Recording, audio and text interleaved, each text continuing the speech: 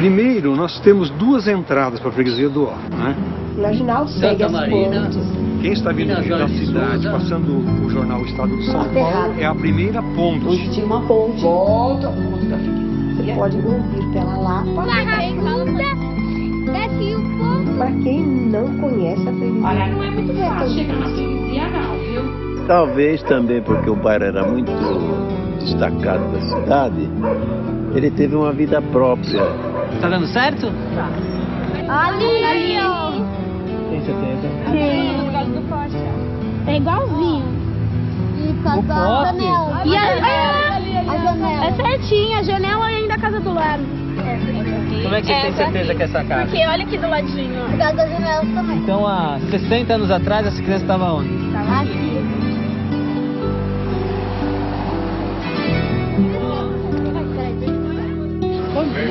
Tudo em pé? Já pegamos o concerto todo. Quer tomar o café da manhã, hein? Se você esperar o almoço, você vai achar o Alexandre aí hoje. Beleza, fica à vontade. Ele vem com o Enzo. Vocês vão fazer uma tomada aérea do bairro? Visão aérea, né? Você acha que é importante a imagem aérea? Por quê? Eu acho, sabe por quê? Que tal uma visão de como ele é, para depois você, em partes, vai trocando miúdos o que foi antes, o que é agora. Você vê Rio, você vê Largo da Igreja. Esse é o nosso local, esse é o nosso mundo.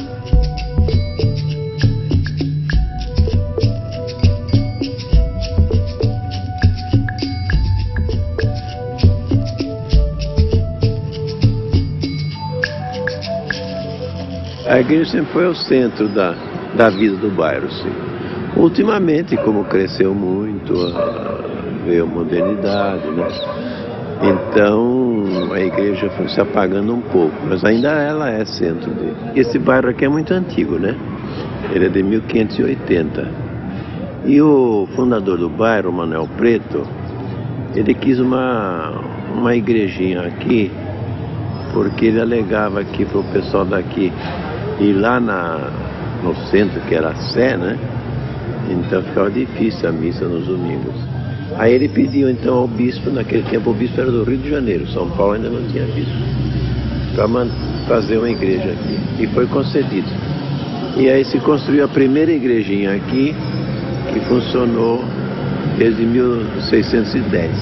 É, a primeira capela, né? É, isso pintada de memória, né? Porque não sei se o Ligabu ele foi buscar alguma informação mais antiga. Eu nunca bati em nenhuma informação que a igreja tinha esse tamanho e esse formato, né? Isso é uma capela votiva. Sem isso daqui você não podia ter o padre 3 vezes por ano. Você tinha que ter isso, você tinha que ter as alfaias, etc, etc. Tudo doado para a igreja, ele não era mais dono disso, a igreja tornava-se dona dessa coisa, e você era obrigado a dar uma quantia anual também para a igreja. E aí o padre viria 3 vezes por ano? 3 vezes por sim, porque você tinha os casamentos, você tinha os batizados. E essa capelinha, ela tinha devoção à Nossa Senhora da Esperança, que hoje é a mesma imagem que é cultuada na Igreja Matriz. É Nossa Senhora da Esperança, mas com o nome de expectação, que é o mesmo significado. E começou a formar o povoado, porque, é claro, as pessoas que trabalhavam com ele tinham devoção, então centralizava tudo na fazenda. Então, é a partir daí que originou, não houve uma fundação. Todo o bairro, a localidade era chamada de freguesia. Então, freguesia de Santo Amaro, freguesia da Penha. E a nossa era a freguesia do Ó, que a Nossa Senhora é da expectação. Como ela está esperando, então tem as antífonas. Então vai chamando, né? Ó, Gessé, ó, não sei o quê, ó. Então 9 vezes ó.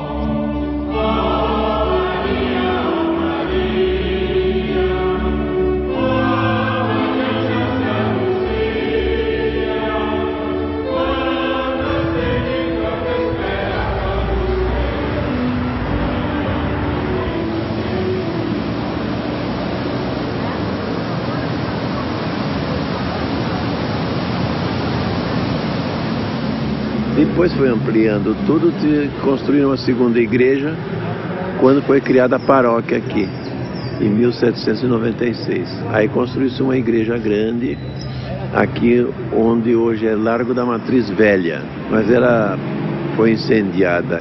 Foi uma coisa corriqueira, o sacristão disse que foi queimar uma casa de abelha que estava na porta da igreja e queimou a igreja toda.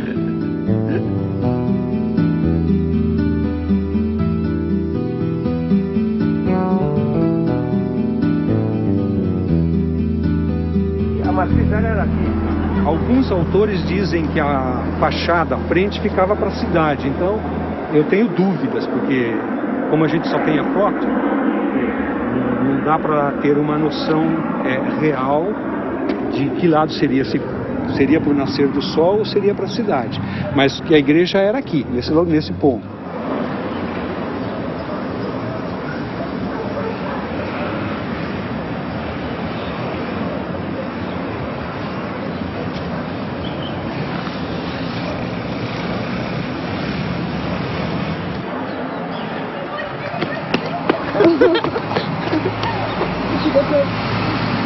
Agora eu vou tirar lá de dentro.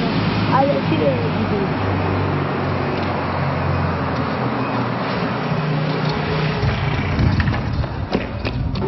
Essa igreja foi construída em 4 anos. Para a época era difícil. Essa, em 1901, você viu o monumento que ela é hoje. Eles não tinham os recursos de engenharia que tem hoje. Pois ela foi construída e meu avô, pai de meu pai, levava água, assim como os outros moradores, de carroça, em tonéis, até lá em cima para ajudar na construção. Todo mundo do local participou.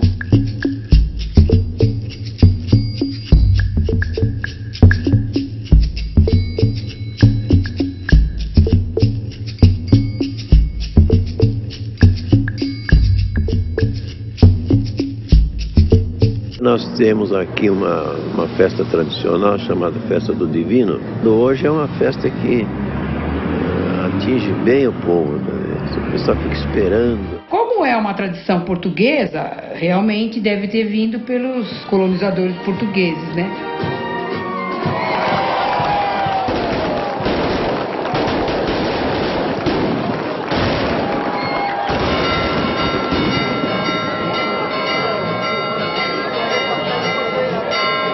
Em 1821, já tem um pedido na Cúria que o padre pedia autorização para celebrar o dia de Pentecostes com festa e tudo mais. Então eu não sei se essa foi a primeira data.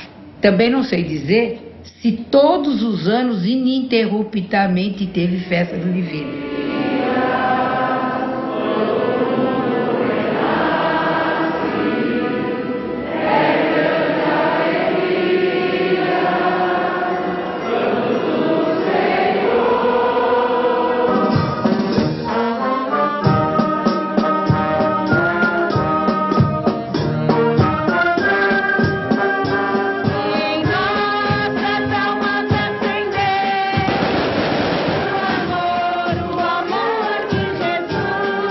E no dia de Pentecoste é a missa solene, depois a procissão, e quando volta da procissão é que tem a coroação dos novos festeiros, né, para o ano vindouro.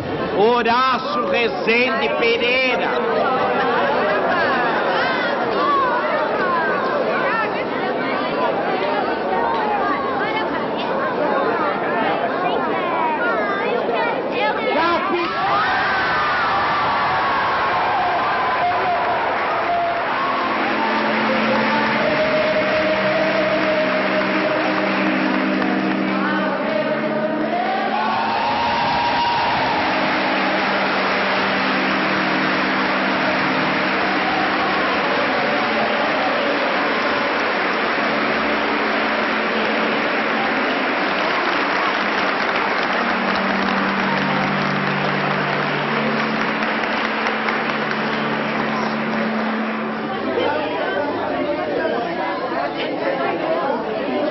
Mais do que o sorteio do que vocês viram lá, na verdade é um chamado. Você tem 9 dias da novena, você participa com o Espírito Santo e a gente que é devoto acredita que não é apenas um sorteio, mas um chamado para poder atender às nossas expectativas, aos nossos desejos e dar continuidade à festa também.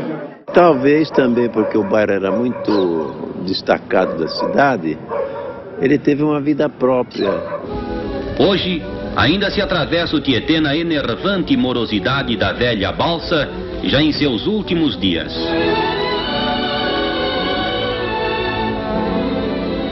Os carros, num futuro próximo, utilizar-se-ão de modernas pontes de concreto em construção. A freguesia sempre foi conhecida como a cidade caipira, né? Primeiro que nós tínhamos um sotaque completamente diferente de todo São Paulo. Nós falávamos de uma maneira caipirada aqui, né? Cada qual que vivia na freguesia do Ó era uma espécie de ilha. Ele vivia sozinho. Ele tinha uma área de terreno pequena onde ele morava, onde ele cultivava e vivia à custa daquilo. O meio de você obter dinheiro aqui era através da cana-de-açúcar. A cana-de-açúcar é uma coisa extensiva, é como o café. Não adianta você ter 2 acres, você precisa ter um latifúndio. E o pessoal aqui não tinha mais um latifúndio, né? Tratava-se agora de pequenas chácaras. Você fazer a cana para o açúcar, acabou. Você fazia a cana agora por uma coisa mais simples, que era a caninha. E ela era muito boa e muito cara.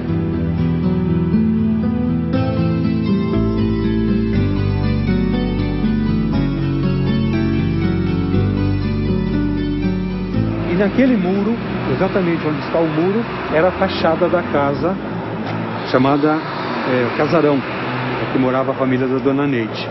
Que tinham 2 entradas o casarão. Ele era uma chave muito grande, não cabia no bolso, as janelas, não era com trinco. Um pedacinho de arame, esse era o fecho. E a porta, você puxava, barbante, madeiras largas, ela tinha um jardim de inverno e um trinco. Na minha cabeceira tinha um piano. Tinha o quarto dos meus pais, dos meus irmãos. Nas 2 salas de jantar, nós tínhamos uma porta. Minha tia nos visitava por essa porta. Sobrou nada, sobrou só paredes pela metade. Na hora, os bombeiros me chamaram, mas eu cheguei até a esquina. Eu não tive coragem. Aí meu marido, que veio, conversou e retirou pelo menos um tijolo. Nada se fez e nada se pode fazer. E perdemos o monumento.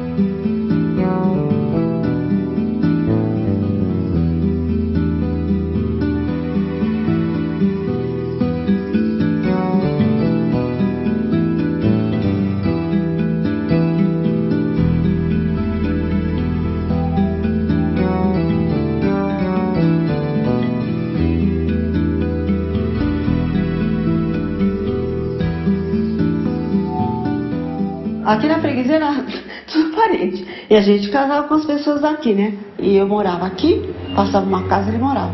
Eu nunca ia saber que ele ia ser meu marido, né? O Taíra é meu primo de, acho que 3º grau. Porque o pai dele era primo do papai. É normal aqui na freguesia casar entre primos. Antigamente era. É, porque aqui é tudo parente, né? Então, antigamente era assim. E você ia encontrar uma menina onde? Você não saía daqui, pô. Você tem foto do Jaraguá antigo? Tem. Quando era morro. Porque a freguesia era muito isolada. Você imagina, nós tínhamos um rio que fazia 200 curvas aí. Depois nós tínhamos 2 porteiras, entendeu? E um mato, uma várzea que não tinha tamanho. E essa era a porteira para atravessar tem 2 porteiras, né? A primeira porteira de Sorocabana e segunda da Santo Jundiaí.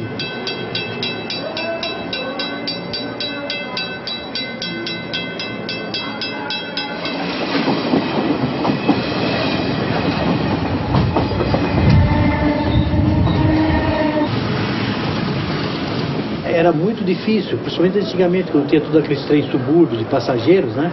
Então, constantemente essas porteiras estavam fechadas. Então, o tráfego, às vezes, demorava uma hora e pouco para passar entre as 2 porteiras. E esse é um dos motivos do atraso da freguesia. A freguesia mesmo foi haver progresso e depois, no fim da década de 50, quando substituíram as porteiras pelo viaduto, né, e fizeram uma ponte nova.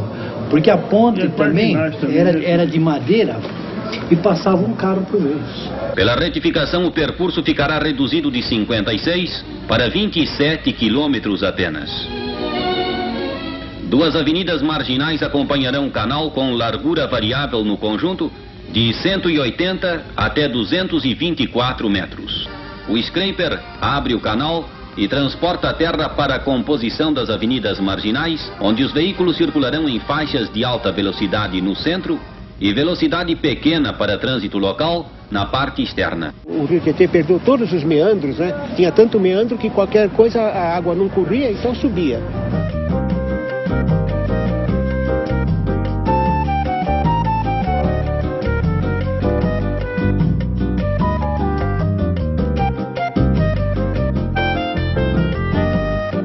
A gente ia para Água Branca pelas árvores, enchia de água, né?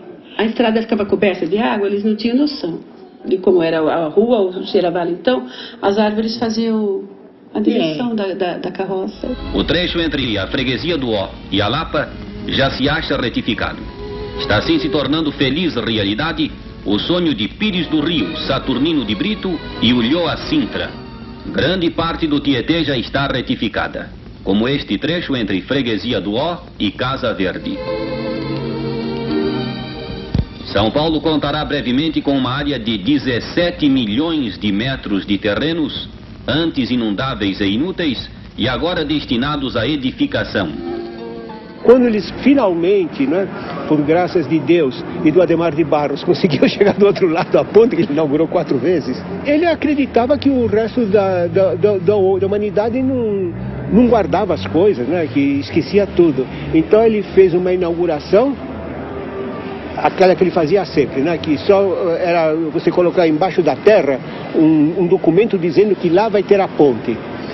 4 anos depois, ele fez uma segunda inauguração, quando só tinha o pilar levantado. Depois fez mais uma inauguração, não sei, e depois quando finalmente a gente passava por cima da ponte e não molhava mais o corpo. Em 50, quando o metro quadrado do outro lado do Tietê torna-se muito caro, então obriga a uma população que não tem essas condições a passar o rio. O metro quadrado ou o aluguel da casa aqui desse lado é muito mais barato. Só que ela ainda trabalha do outro lado, porque a freguesia não tem, né, meios de suprir esse novo ambiente, né, essa nova sociedade que está se deslocando para o lado de cá. Isso vai tornar cada vez mais obrigatório o ônibus, a jardineira. Vem cá. Tem uma foto aqui, bem antiga aqui, ó. É lá embaixo. Só que é aquela que a gente viu grande, lembra? Tira a foto do Marco. É aqui, é da cidade. Tá quase igual, ó. Então, ó, dá pra ver certinho. O que tem diferente agora? Vamos ver essa foto e vamos ver a outra. Avenida. A avenida. Muito. Hã? Tem um rio ali também. Tem um rio. E aqui tá alagado, né? Tá alagado. Mas alaga que nem... Agora alaga também ou não? Não. Lá no fundo, lá embaixo, tinha aquela quantidade de prédios? Não. Não, né? Vou tirar da foto da poluição. Da poluição. Os campos de futebol aqui eram muitos, porque a coisa era propícia, era como a várzea do outro lado, a várzea da Barra Funda, a várzea do Bom Retiro. A várzea propiciava, né, um outro lado de você ter sociabilidade por causa dessas coisas. Um terreno inutilizável, né, no certo sentido, ele era uma área coisa pública, né? Então tomavam conta daquilo lá, não sei como é que, se eles faziam algum acordo com a prefeitura, e lá ficava. Porque quando tinha um campo de futebol, era tão sério quanto a igreja.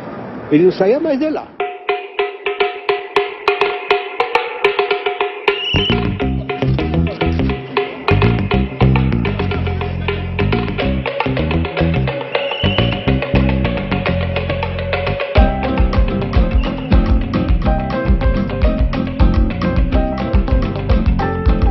O certo começou ali na Avenida Santa Maria.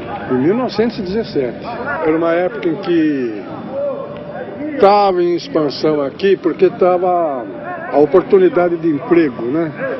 A expansão industrial, ali começava a Vasolflex, Vidroplano, Sabó, a vidraria Santa Maria, uma grande indústria, era 3 turnos, depois vinha os Matarazzo já, né? Água Branca todinha era só indústria.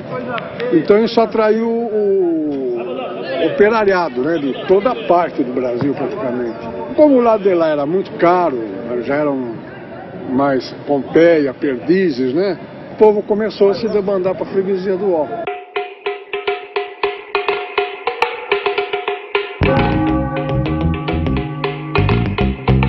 E aqui tinha uma coisa muito interessante que não se conta. O pessoal era muito segregador. O pessoal, eles não aceitavam gente de fora. O bairro começou a crescer, veio italiano, tinha português, tinha os húngaros que vieram morar aqui no bairro. Naturalmente, acabam se conhecendo, se casando.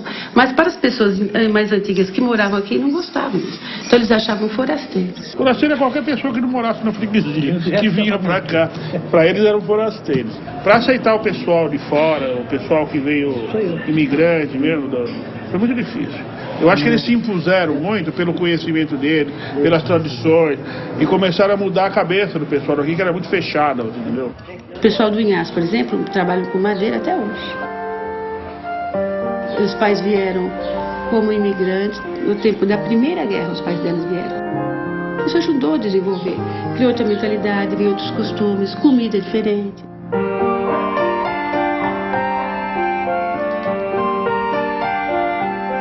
O pai dele aqui foi considerado um dos maiores ferramenteiros em São Paulo. O relacionamento mesmo profundo que a família tinha é intermédio da firma que nós tínhamos. No tempo da marcenaria também. Então nós fazíamos muito serviço para essas famílias. Então tinha muito relacionamento com eles. Eu nasci aqui no Brasil e a primeira língua que eu aprendi foi falar húngaro. Aí que eu entrei quando eu tinha 6 anos de idade, que eu entrei na Teresa Martin, todos os colegas de escola vinham conversar com a gente e a gente não sabia falar o português. O Bruno, que era uma das pizzarias famosas de São Paulo, até hoje existe, naquele tempo era barracão de madeira, a pizzaria dele. Meu irmão, o pai dele, era um homem muito inteligente, e ele aprendeu a consertar geladeira. Então ele ia lá, às vezes ele ia muito com meu irmão tomar os chopes lá, que era o melhor chopp que tinha de São Paulo, era lá. Aí eles iam lá tomar um chopinho e tal, e ele arrumava a geladeira dele, do Bruno.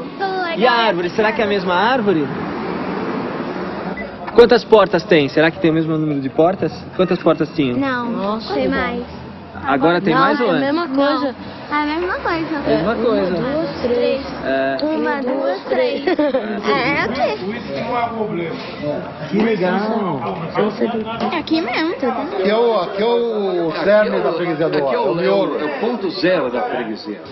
É o Lago da Matriz. É o Lago da Matriz. E no nosso tempo de moleque, a gente vinha para assistir a missa das 11, ver as meninas saírem da missa, e a gente ficava aqui bebendo, pedindo uma porção de alite, comendo alite, bebendo, para ver as meninas saírem da missa.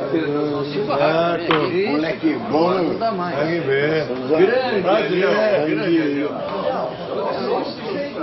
Aos poucos ela foi sendo ponto de encontro, porque aqui era a única pizzaria que havia aqui. Na freguesia do Ó não tinha nada naquele tempo. Eu entrei aqui, já tinha sido fundada pelo meu sócio Bruno. Foi em 39, né? Entrei em 44. Não existia pizza naquele tempo, nem se falava nisso. Fazia frango com polenta aqui. E normalmente você passa de carro e vê alguém parado e aí você vai parando. Aí fulano de tal tá lá, e aí o cara vai parando. Então um vai parando, outro vai parando e o pessoal vai se encontrando no balcão. A freguesia tem essas coisas. Tem essas coisas. Resgatar. A freguesia é um estado de espírito. Exato. Não é um bairro exatamente, é um estado de espírito. É uma comunidade. Cheio de fofoqueiros. Não fale assim. Não, é que a gente é bem informado. Não fale assim. Pessoas informadas, eu acharia que era melhor. Pessoas informadas.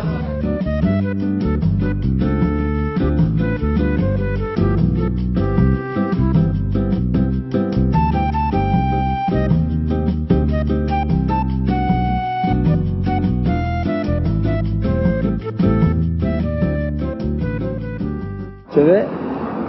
Uau, ficou todo mundo. Tem certeza que vocês nunca tiraram foto antes? Não. Olha Já tirei na máquina do meu pai. Ah, tá bom. Não tá tão diferente, né? Aqui tá mais parecido.